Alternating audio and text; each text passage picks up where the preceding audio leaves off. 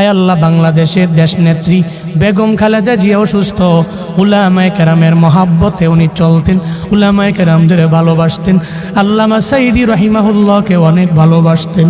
আয় আল্লাহ, আলেমদের মহাব্বত করতেন। আপনার বান্দি মুমূর্ষ অবস্থায় আছে। আয় আল্লাহ, মনে হয় মরে যাবে এমন একটা হালাত। আয় আল্লাহ, এই ক্লান্তি লগ্নে ওনার বাঁচার বড় দরকার। আপনি হায়াতে তৈয়্যিবা দান করে দেন আল্লাহ।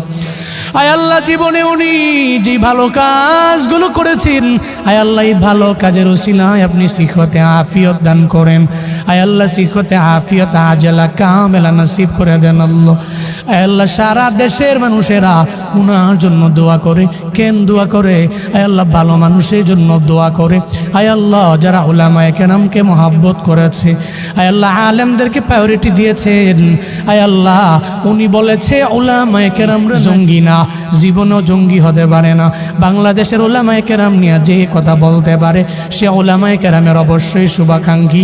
আয় আল্লাহ, এই জন্য আমরা উলামায়ে কেরামের আপনার দরওয়াজায় হাত বাড়াইলাম। আপনার বান্দিরে আপনি সিহতে আফিয়ত দান করেন, আজলা কামেলা নসিব করে দেন রে আল্লাহ। আর যদি বিদায় বেলা এসে যায়, আয় আল্লাহ, কালেমা পড়তে পড়তে কালেমার সাথে ঈমানের সাথে আপনি মরণ নসিব করিয়েন রে আমার আল্লাহ।